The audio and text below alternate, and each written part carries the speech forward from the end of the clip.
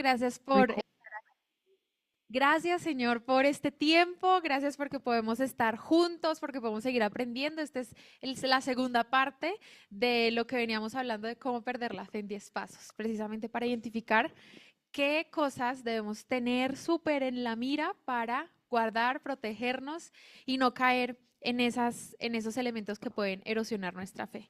Veíamos hace 2 domingos, más o menos, un domingo, mmm, que el enemigo tiene una estrategia para nosotros también. Así como Dios tiene un plan, el enemigo también busca obstaculizar, busca desviar, busca distraer ese plan que Dios tiene con nosotros. Y la pregunta sobre la cual estábamos basando la última predica era cómo hace Satanás para que las personas pierdan la fe. Hablábamos de un primer paso de que es generación de dudas mal fundamentadas, hablábamos de que efectivamente sí es posible tener preguntas, pero debemos responderlas y hacerlas en el lugar adecuado con la motivación correcta. ¿Se acuerdan de ese paso? ¿Sí? Listo. Vemos también el paso número 2, que es la promoción del racionalismo extremo, que vemos que muchas veces nos enfocamos en estudiar, en el razonamiento, en las cosas simplemente como académicas y dejamos de lado lo que es verdaderamente importante, lo espiritual, profundizar en la palabra. Hablamos de que Dios es el creador de todo y cómo no le vamos a preguntar a Él y estudiar lo que Él ya nos ha dejado de antemano para efectivamente movernos en este mundo. Ese era el paso número 2, promoción del racionalismo extremo. Entonces, ¿cómo sometemos nuestra razón al Rey de Reyes, al Señor de Señores, al Creador del universo? Hablábamos después del paso número 3, que era disfrazar la verdad. Y veíamos que es este versículo de Juan 14:6 que dice que yo soy el camino, la verdad y la vida, nadie llega al Padre sino por mí. Y que hay una verdad, solo una, que hay que estudiarla, que hay que compartirla, que no nos podemos dejar engañar por esos lobos disfrazados de ovejas. ¿Se acuerdan que habíamos visto en la diapositiva? Si quieres pasar a la siguiente, un lobo disfrazado de oveja y que habían 3 características de Dios que nos daba la certeza de que estábamos en el lugar correcto. Y era la inmutabilidad, es decir, que Él no cambia. La justicia, como lo hablábamos todos estos días, que efectivamente hay una consecuencia para los que viven en mentira. Y libertad, que esa libertad viene por la verdad que nos hace libres y Él es el único que puede hacernos libres.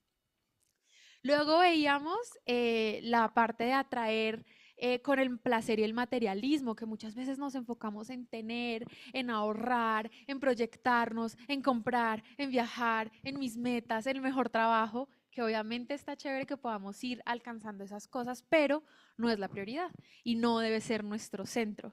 Entonces, cuidémonos de no dejar poco tiempo para lo espiritual y nuestra relación con Dios por estar persiguiendo estas cosas que meramente son limitadas y como decía en algún momento ese salmo, vanidad de vanidades y que realmente de eso nada nos vamos a llevar.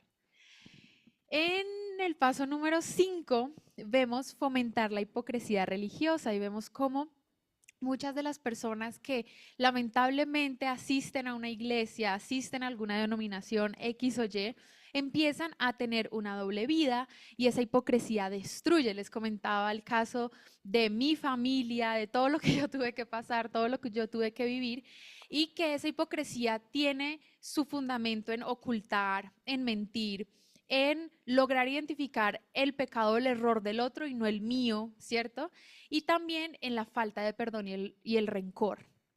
Entonces son también cosas muy importantes que debemos tener ahí muy presentes. Y el último punto que alcanzamos a ver el domingo antepasado era exagerar las pruebas y los sufrimientos. Y aquí es cuando ese dicho muy coloquial cobra sentido de ahogarse en un vaso de agua. Muchas veces cuando nos enfocamos solo en esa prueba, en lo que sufrimos, en lo que no hemos logrado, en lo que nos falta, ¿cierto? No nos permite o nos nubla esa visión para realmente conocer a ese Dios y conocer el propósito que Dios tiene a través y en medio de esa prueba o sufrimiento. Hablábamos de Romanos 1, de Romanos 5, perdón, del 1 al 5, y hablábamos de esa fe, ¿cierto? Que realmente es lo que es como ese motor que tenemos por dentro para no dejarnos arrastrar, deprimir, preocupar más de la cuenta, de esa paz que sobrepasa todo entendimiento y de que la prueba produce paciencia, paciencia para esperar en Dios y en una esperanza que no avergüenza, que sabemos cómo termina esta historia y que somos más que vencedores en aquel que nos ha amado. Hasta ahí quedamos, ¿cierto? ¿Se acuerdan? ¿Lo tienen ahí ahora sí fresquito?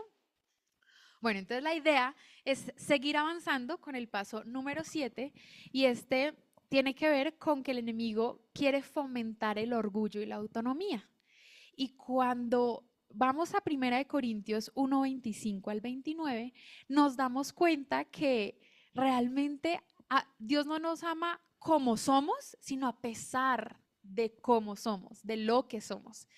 Si me acompañan a leer este versículo, para poder contextualizar un poquito este punto, dice, porque lo insensato de Dios es más sabio que los hombres. ¿Qué quiere decir? Que lo que Dios, de alguna u otra manera, uno pensaría que solamente es poquito, mejor dicho, es lo máximo para nosotros. Y de lo débil de Dios, y lo débil de Dios es más fuerte que el hombre. Si uno pensaría que Dios tiene poquita fuerza, ni siquiera el hombre, 1000 hombres, todo el universo podría alcanzar. Vamos al versículo número 26, que dice, pues mirad, hermanos, vuestra vocación, que no sois muchos sabios según la carne, ni muchos poderosos, ni muchos nobles. O sea, estamos aquí haciendo como un sondeo, ¿cierto? De que todos podemos tener profesión, técnico, bachilleres, podemos tener una formación empírica y eso lo reconoce el Señor también. Sino que lo necio del mundo escogió Dios para avergonzar a los sabios y lo débil del mundo escogió a Dios para avergonzar al fuerte. Y ahí nos podemos dar cuenta que efectivamente nosotros somos porque Él es en nosotros. No hay otra razón.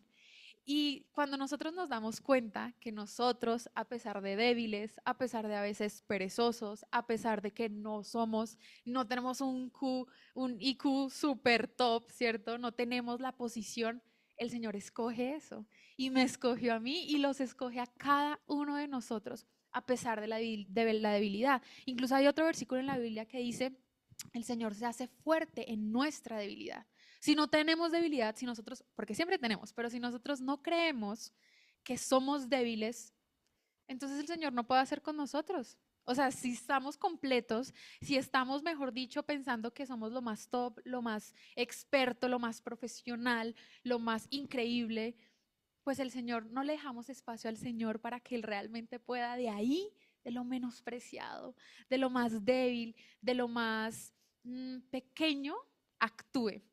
Vamos a ver la siguiente diapositiva y me encantaría que ustedes pudieran preguntarse junto conmigo estas 4 preguntas que son claves. Aquí nosotros vamos a ir anotando, pero como les decía en la primera sesión, la idea es que ustedes anoten estas preguntas y puedan hacérselas a lo largo de la semana. Y es, gracias a quién tengo lo que tengo, ¿sí? Es por todo lo que yo he trabajado, por todos los años de universidad que tuve, por todos los años de colegio, por el esposo que tengo, por la mujer independiente en la que me he convertido, ¿sí? ¿A quién o qué me ha permitido llegar hasta donde estoy? O no, también. Las circunstancias donde nací, el colegio donde estudié, la empresa donde trabajo, la iglesia a la que voy, la familia a la que pertenezco. Muchas de estas cosas son las que se nos pasan por la cabeza en primera instancia. ¿A quién le debo lo que he logrado? O si se lo debo a alguien. O yo digo, no, eso es mío, yo decido qué hago, me lo he ganado con el sudor de mi frente, con mis trasnochadas, ¿cierto? Muchas veces nos lo empezamos a atribuir y atribuir y atribuir. ¿Y cuál es mi motivación de hacer lo que hago todos los días? Y aquí quisiera como un poquito más detenerme en esta última porque muchas veces ponemos el piloto automático. Ustedes saben que en los aviones se utiliza mucho ese término de pongo el piloto automático y ya el piloto se puede relajar un poquito porque pues se supone que no hay peligro ni monos en la costa, entonces uno empieza a andar por la vida porque sí. O sea, hoy me levanto porque me tocó trabajar, porque tengo que cumplir un horario, porque si no, no tengo que comer, porque tengo que responder con X o Y responsabilidades, ¿cierto? Y la motivación se vuelve algo que no es la correcta. Y aquí puse un huevito porque estas son preguntas cascarita. No sé si están familiarizados con ese tema. El profe yo sé que sí me entiende qué es. Y es un poco de, tal vez la respuesta pensamos que es una, pero en realidad es otra, ¿sí? Y puse también un elefante porque hay algo que también dice mucho la pastora y es que los elefantes no nacen pequeños. Y muchas veces perdón, los elefantes sí nacen pequeños, perdón, en el sentido de que pues nacen pequeños, pero se agrandan y se agrandan. Entonces, muchas veces nosotros con pequeños pensamientos, con atribuciones que no nos corresponden, vamos construyendo una mentalidad, una motivación, una autoestima que no es por ahí, una autosuficiencia y una independencia de Dios que es muy nociva para nuestro caminar en Cristo. Entonces le animo a identificar esos elefantes que pueden estar pequeños, pueden estar medianos o ya pueden estar grandotes, precisamente para que no permitamos que nuestro orgullo humano crezca y nuestra independencia o autosuficiencia nos aparten de Dios, nos convenzan de que no necesitamos de Dios, de que no necesitamos de su protección, de su provisión en nuestras vidas y que de alguna manera también promueva esa idea de que podemos encontrar la felicidad y el significado sin Él. Cuando nosotros realmente entendemos que sin su provisión, que sin su propósito, que sin su presencia, nosotros no somos nada. Levantarnos en la mañana a trabajar no tendría sentido.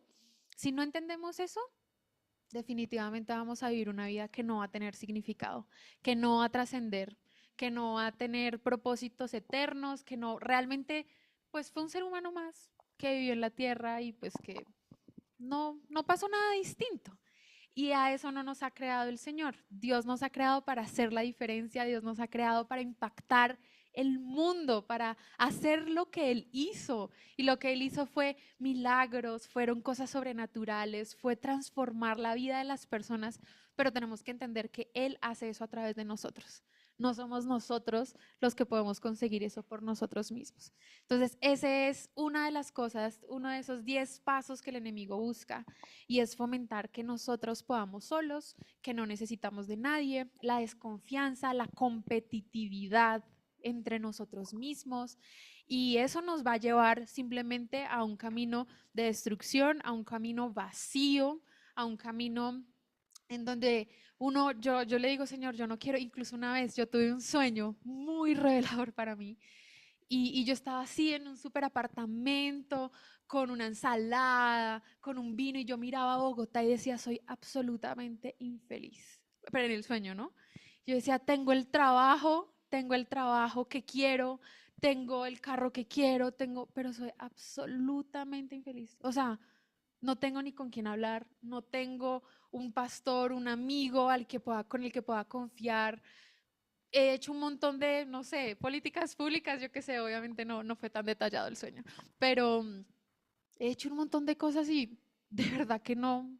O sea, ¿para costa de qué? ¿A punta de qué? Y además tenía un gato que yo odio, no, la verdad no me gustan los gatos para nada, soy alérgica. Y yo decía, ¿qué es esto? O sea, ¿la moda de qué? O sea, cositas así que yo digo, qué bueno que podamos tener ese escenario muy claro al que no queremos llegar. Y eso nos devuelve y de alguna manera, nos hace reset, nos reinicia y decir, ¿cuál es mi motivación? ¿Por qué estoy acá? ¿Qué me ha permitido? ¿A quién se lo debo? ¿Sí? Esas preguntas son claves en nuestro caminar. Vamos entonces con el siguiente paso y este ya, digamos, está un poquito más avanzado en el tema pues, de la comunidad eclesial y es crear división en la iglesia. Eso es clave, o sea, yo creo que si el enemigo logra eso, que lastimosamente lo ha logrado en la historia de la iglesia en Colombia, de alguna manera eso también demuestra por qué estamos como estamos. La creación de, de diferencias de forma que hacen que el fondo se contamine, ¿sí? Y cuando nosotros entendemos, si quieren vamos buscando Primera de Corintios 12 del 12 al 27, cuando nosotros entendemos que somos un cuerpo en Cristo, ahí dice, porque así como el cuerpo es uno y tiene muchos miembros, pero todos los miembros del cuerpo, siendo muchos, son un solo cuerpo, así también Cristo. Y cuando nosotros entendemos también que porque por un solo espíritu fuimos bautizados en un cuerpo, sean judíos o griegos, sean esclavos o libres, y a todos se nos dio a beber de un mismo espíritu, si nosotros entendiéramos eso, alaríamos todos para el mismo lado. Pondríamos nuestros esfuerzos hacia la misma dirección, de diferentes ministerios, maestros, profetas, apóstoles, evangelistas, o sea, no se trata de todos ser iguales, cuadriculados, pero tendríamos un mismo propósito. Estaba hablando esta semana con una profe de la universidad y ella me decía que ella hacía diferentes, tenía una consultora y hacía diferentes talleres en un montón de partes del país y una vez estaba, creo que era en La Guajira, y le dio como unas bombas a 32 personas que estaban en su taller. Les dijo, escriban su nombre, dejen las bombas en el salón, salgan. Y ella lo que hizo fue como revolver todas las bombas, dijo, entren y ahora van a encontrar el nombre en la bomba con su nombre, pero su objetivo principal es que el otro no la encuentre. Y entonces eso fue, y tienen que hacerlo en el menor tiempo posible. Y eso fue, se demoraron como 7 minutos 32 segundos, me acuerdo. Luego hace exactamente lo mismo, pero cuando entran les dice, encuentren su nombre, pero su mayor objetivo es que los otros también. Se demoraron 30 segundos en hacer eso. ¿Y cuánto tiempo hemos perdido como iglesia por estar botándole la bomba al de al lado, al de la otra iglesia, al de la otra denominación? Y obviamente, con esto no quiero decir que negociemos principios, pero si ayudémonos, ¿sí? En las formas, en los tratos, en incluir, en escuchar, en ser paciente con el otro, ¿cierto? En instruir.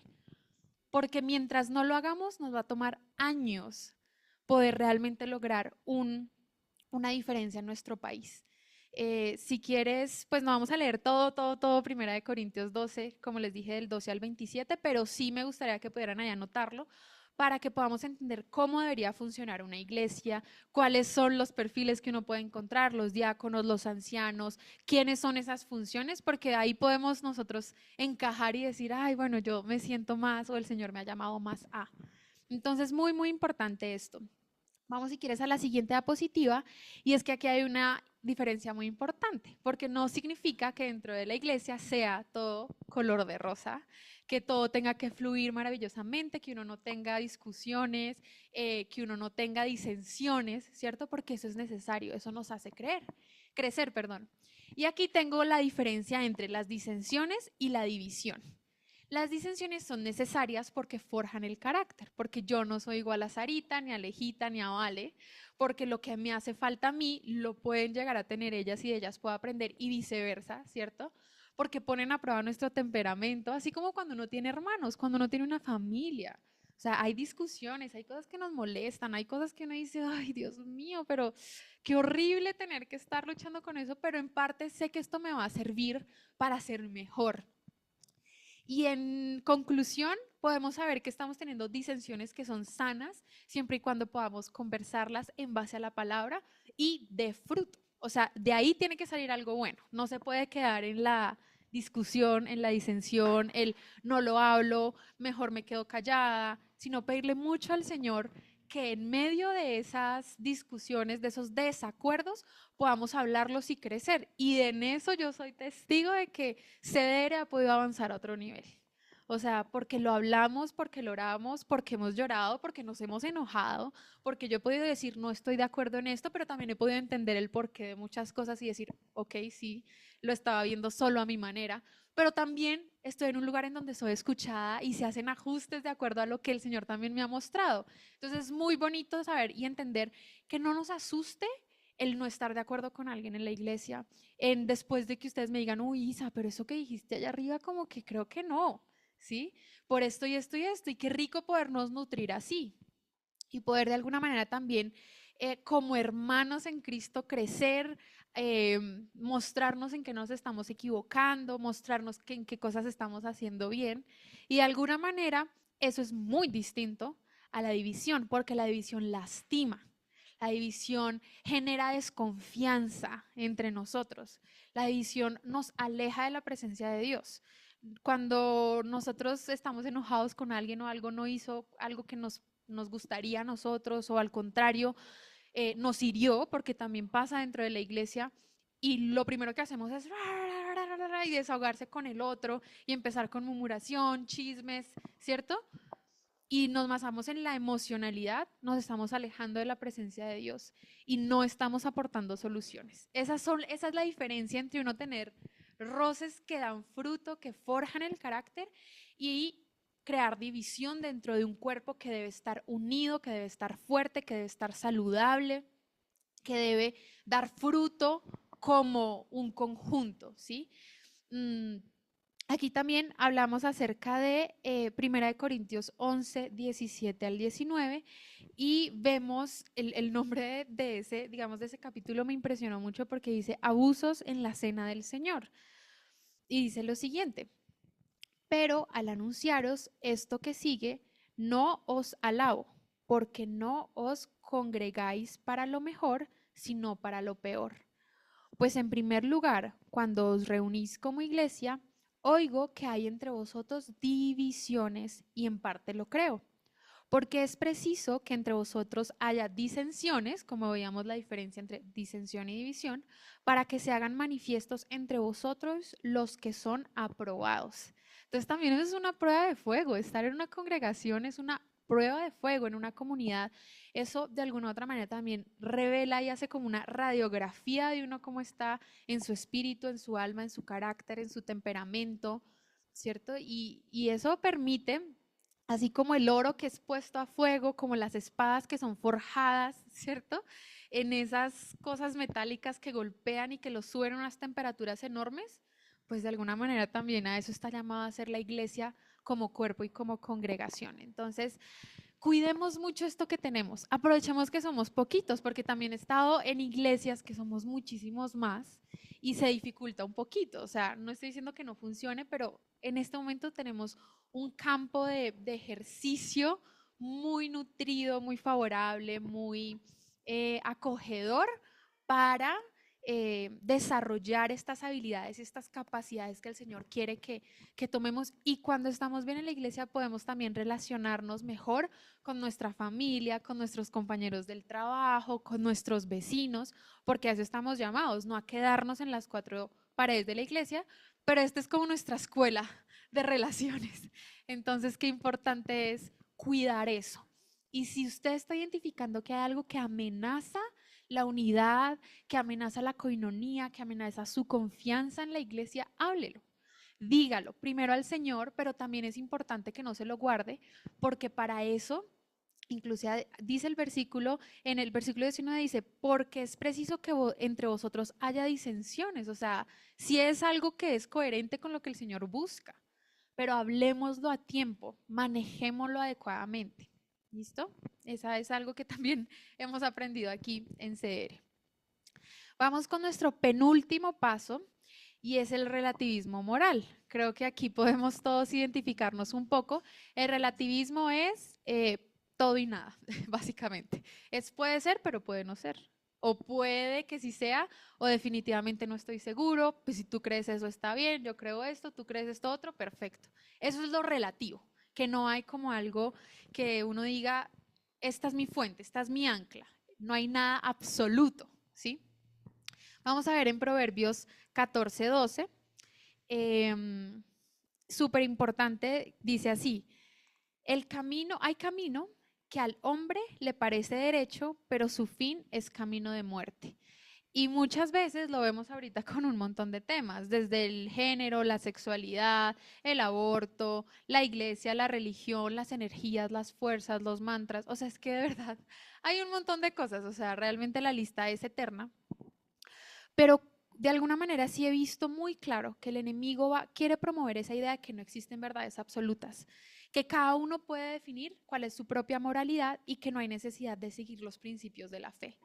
Esto va a llevar a una erosión, pero de lo más profundo de los valores fundamentales y a la pérdida como de esa brújula espiritual. Si nosotros no tenemos un norte claro, si nosotros no tenemos una meta, si nosotros no tenemos fundamentos claros, firmes, estructurados, pues todo lo que construyamos de ahí para arriba se cae de su propio peso. Es que ni siquiera necesitamos un súper, hiper, mega temblor o huracán, o sea, de su propio peso se va a caer. Esto lo hemos puesto en muchos ejemplos aquí de la construcción de las casas, o sea, que hay que cavar primero muy profundo para construir. Entre más alto sea el edificio, más profundo hacia abajo también debe ser su estructura. Y qué tan profundo yo estoy dejando que se construya también un proceso dentro de mí. Como decía el paso ahorita, ¿a qué estamos llamados también? A crecer primeramente hacia adentro. Y es por eso que es fundamental la consejería, el tener una red de apoyo, pero bien fundamentada, el poder hacerse preguntas difíciles, el tener conversaciones incómodas, el renunciar a cosas que definitivamente nos cargan tanto que no deja espacio para que ese hueco sea cavado muy, muy, muy profundo. Y yo siempre, y de verdad, el que más arriesga en Dios, más gana.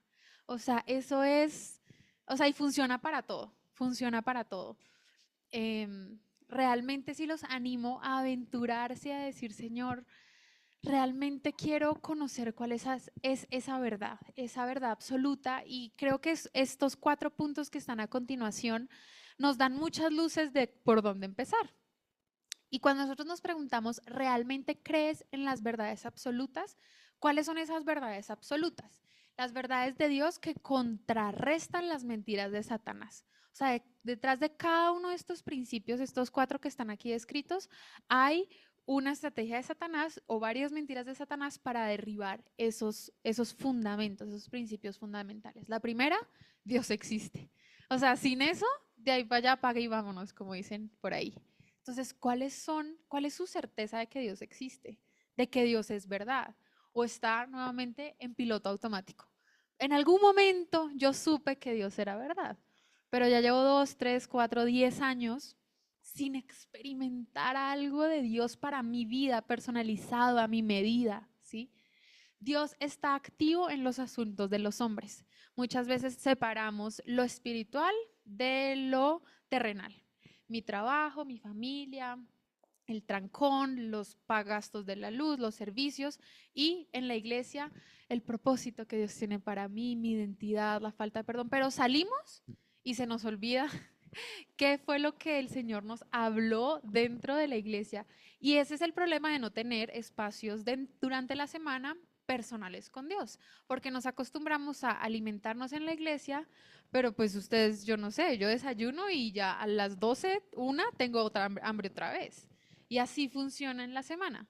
Si nosotros esperamos que lo que el domingo vemos, aprendemos, experimentamos sea suficiente para la semana, definitivamente no vamos a incluir a Dios en nuestros asuntos como Él espera ser incluido, como Él anhela ser incluido para transformar. Y eso es lo que vemos hoy en día. Dios ya no está en las escuelas, ni en los hospitales, ni en los parques comunitarios, incluso a veces ni siquiera en nuestra familia extendida, porque hemos sacado a Dios de los asuntos que según nosotros o según la sociedad son exclusivos del hombre, que el hombre gobierna, rige y tiene poder, voz y voto de hacer lo que le plazca. Entonces es muy importante saber, Dios está activo en los asuntos de los hombres. También es crucial saber que Dios tiene estándares definidos de conducta moral. Y es por eso que a mí esta frase me cala mucho y es, Dios me ama a pesar de cómo soy, no como soy. Y entiéndanmelo muy bien, ¿no? No quiero decir que Dios hace acepción de personas o que uno tiene que cumplir un estándar, pues para uno acceder a la presencia de Dios o no. Pero muchas veces uno dice, pues bueno, Dios me ama así como soy y voy a mi paso y Él entiende y Él es un Dios de amor. Pero por eso es tan importante el contraste. Dios también es un Dios justo, Dios también es un Dios que se enoja, Dios también es un Dios que ordena y lo que ordena se debe hacer. Entonces, cuando yo entiendo que Dios me ama a pesar de cómo yo soy, quiero llegar a esa versión que Dios espera de mí, que Jesús espera de mí. Y eso, de alguna manera, pone un estándar muy distinto. Hablábamos ayer que cuando uno no tiene un referente como, wow, a mí me gustaría ser como esta persona en lo espiritual, como esta persona como esposa, como amiga, como trabajadora, pues uno puede echarse para atrás y decir, no, pues es que yo realmente ya he cumplido y no tengo como algo a qué aspirar, o sea, como que no veo hacia dónde se puede avanzar más, pero tenemos a Jesús. Y yo creo que ninguno de nosotros en este momento está 100% terminado, mejor dicho, que uno diga no me falta nada. Entonces, qué chévere poder que así dentro de la iglesia podamos decir, ay, qué rico, me encantaría ser tan empática como Aleja, tan servicial como Saris, tan risueña y descomplicada, pero diligente como Vale, ¿cierto? También podamos decir, bueno, Jesús, ¿cómo es? ¿Cuáles son estos estándares definidos de conducta que tiene Dios? Porque no todo es, a mí me parece, yo siento, yo estoy en paz con Dios, yo busco, no necesito una iglesia, o sea, no todo eso hacia adentro, es demostrar también fruto. También hay conductas de moral definidas. Y no es, estoy haciéndolo bien hasta que le haga el daño a otra persona. Esa no es la conducta.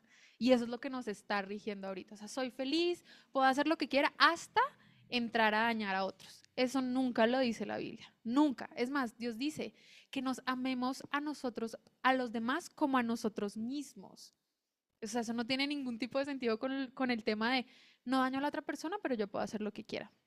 Eso no es. Entonces empecemos a desmentir eso. Y la última que aquí traigo de las 4, ¿es necesario aceptar esto o experimentar su ira? No hay un punto medio. O somos salvos o no somos salvos. O decimos la verdad o estamos viviendo en mentira. O somos puros o somos impuros, ¿sí? O estamos obedeciendo o no estamos obedeciendo. Punto. O sea, no hay unos grises, ¿sí?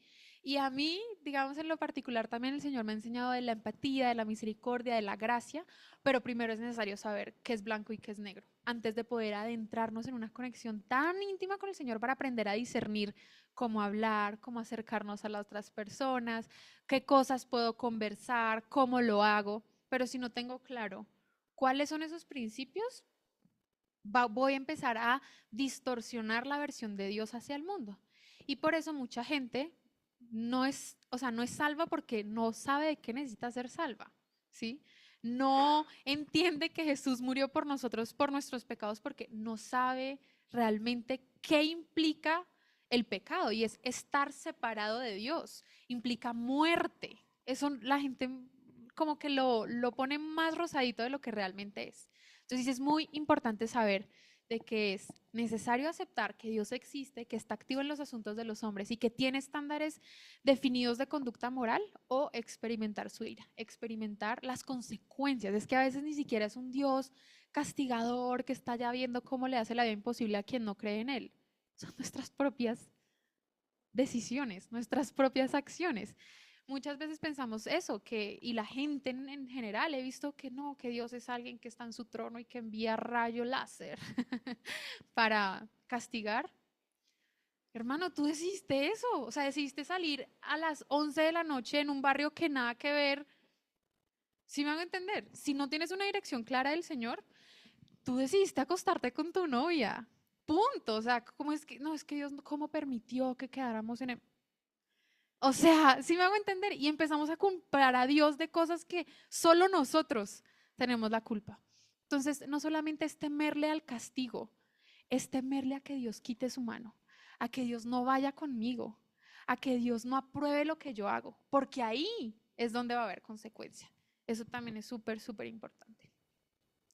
Y finalmente, quisiera terminar con este último y es el aislamiento espiritual.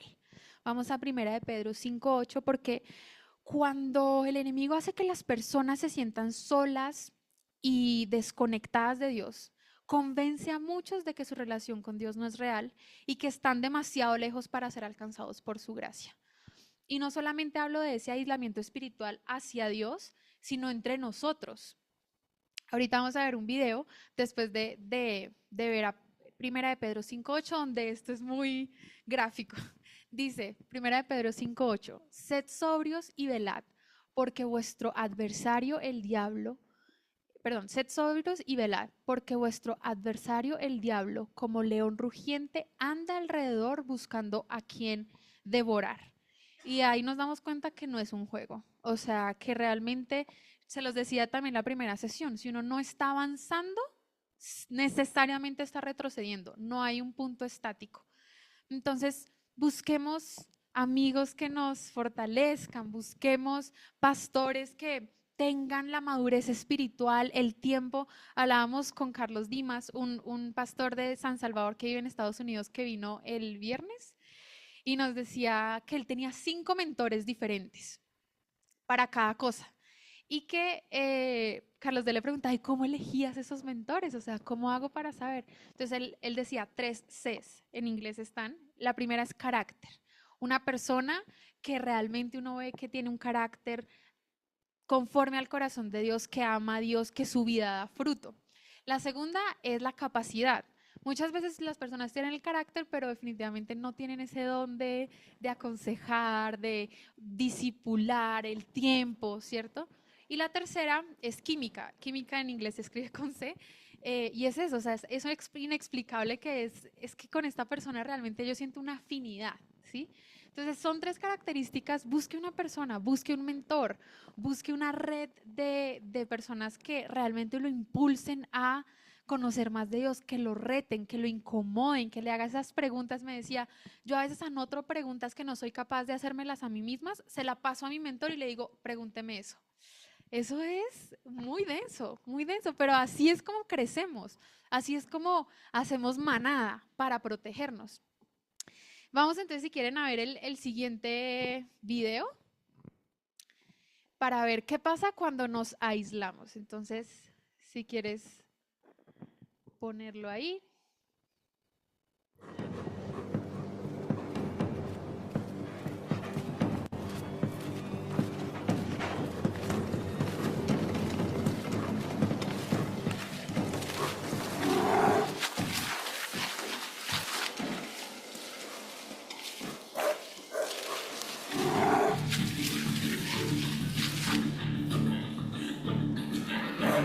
Menos mal ahí quedó la hojita.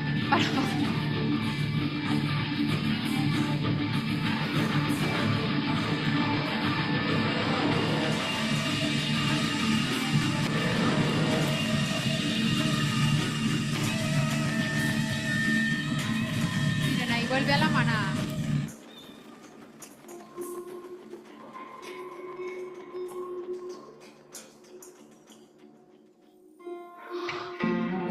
Si quieres pararlo ahí, ya está súper bien, Esther. Podemos ver 2 ejemplos muy distintos. El primero, que es el oso, con como el venado, no sé muy bien qué era ese, que estaba solo, y cogió, y si ven, se resbaló antes de que lo pudiera coger, de que lo pudiera agarrar.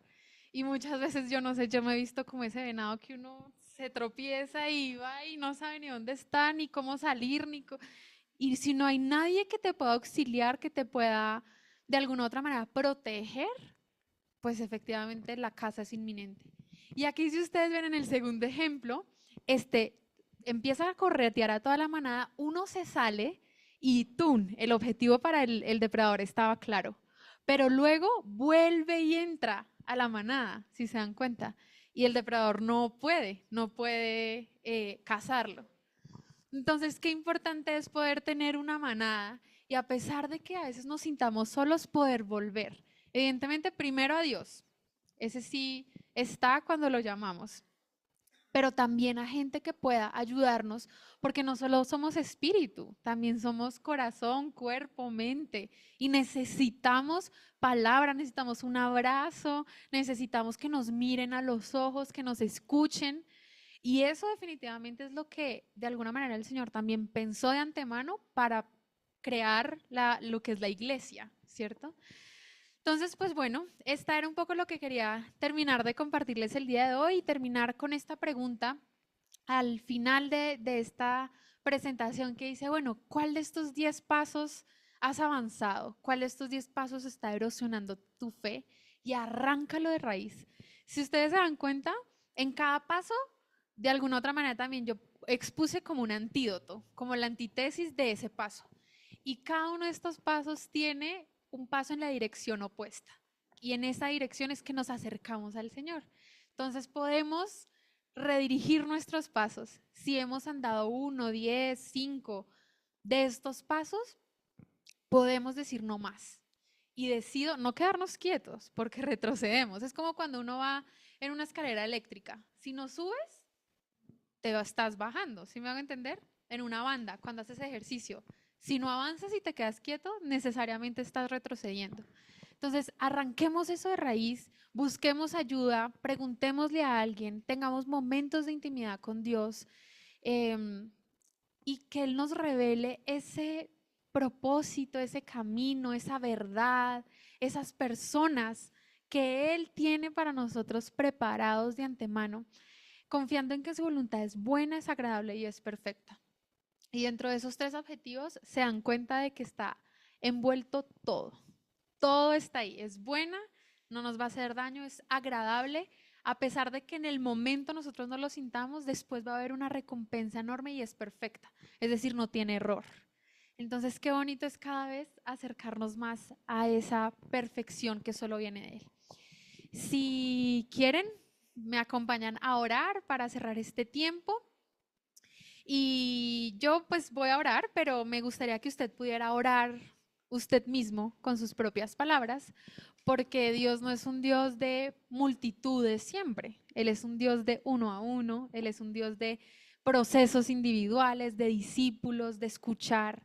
Y Él está aquí escuchándole en este momento. Y dígale, si usted dice, no, yo no he estado en ningún paso, o no he dado ningún paso de estos que he mencionado, y le, Señor, muéstrame, muéstrame, porque como vimos, los elefantes nacen pequeños y puede haber algo muy chiquito que estemos a tiempo de tratar, así como cuando a mi mamá le identificaron su cáncer. Entre más chiquito uno puede identificar eso, más campo de acción uno puede tener, más esperanza uno puede haber, menos dolor uno va a experimentar. Padre, te damos